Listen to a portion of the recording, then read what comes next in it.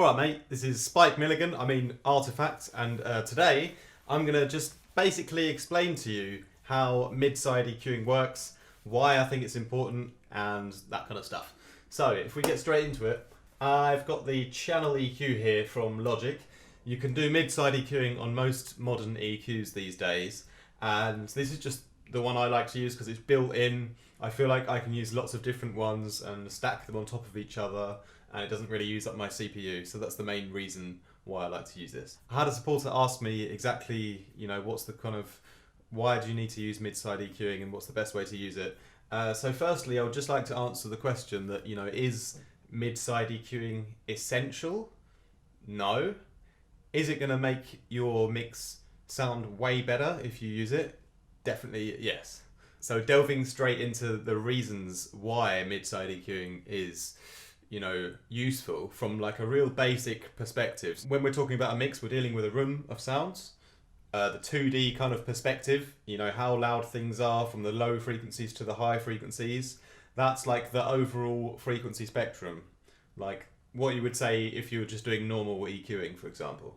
But then if you think about the room in a bit more detail, you have the whole stereo kind of image of the room, which is like how much you're filling out the kind of sides of the whole room. This is where side EQing comes into play, because not only then are you affecting the normal kind of volumes of the kind of 2D room, you're now also individually affecting just the kind of 3D aspects of the room.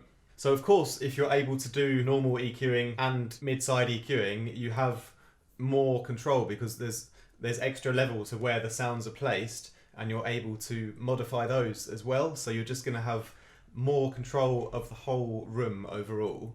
And this is just going to lead you to be able to make more decisions, which will affect the overall impact and dynamics of a mix. So I've pulled up a project here, which is one of my newest songs called Devotion. And if we just go into the drum beat on its own, for example.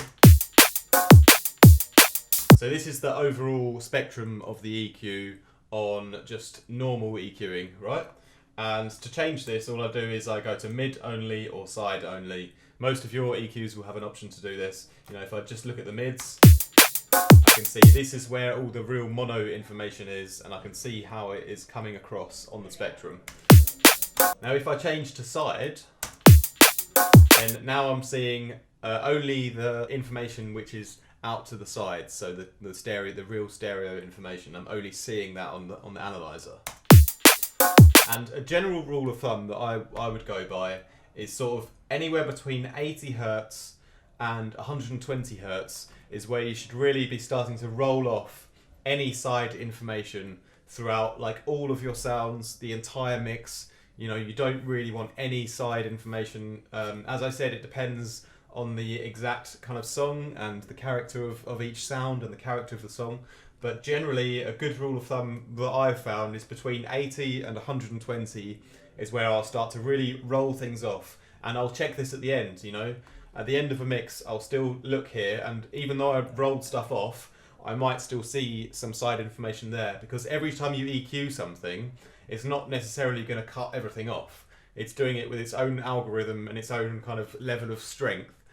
So you can still analyze things after you've EQ'd them, and they might still have kind of side information in the low end. So always worth checking at the end. So here I've got only the side information of my drums, and I can see that I've cut everything below.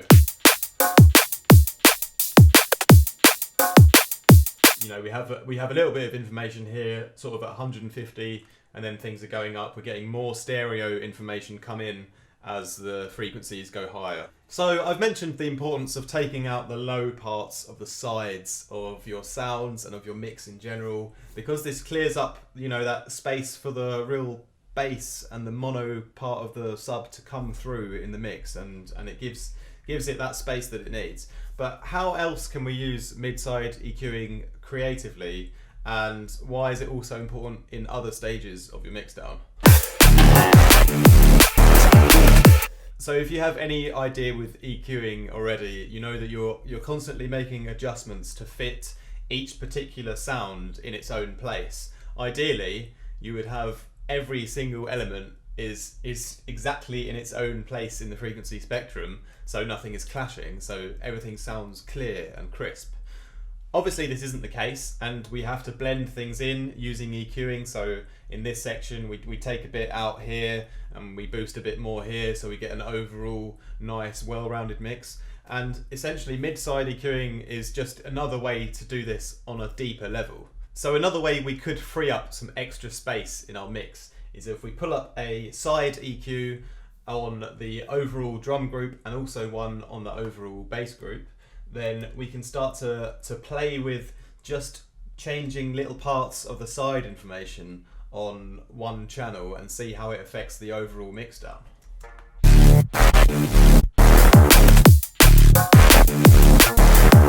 So you can see here in my bass, I've actually got quite a bit of stereo information, like in the low end, sort of around 150 and 200. I've got a bit of width there still, because that's kind of giving the bass this kind of warm sound, you know, having a bit of width in the low end still. You can see here in the final mix, I don't have very much stereo information in this part of the drums, you know, in this sort of low mid-range kind of bass, sort of 100 to 300. There's little stereo information there, and I've done that on purpose, so the bass is actually sort of owning the width of the room at that frequency kind of level, and it's being able to fill out, and the drums are like just kind of in the middle at this like level in the room. So we're kind of just scooping out the side information of the drums here and allowing the side information of the bass at this level to have more of a wide impact in comparison with the drums.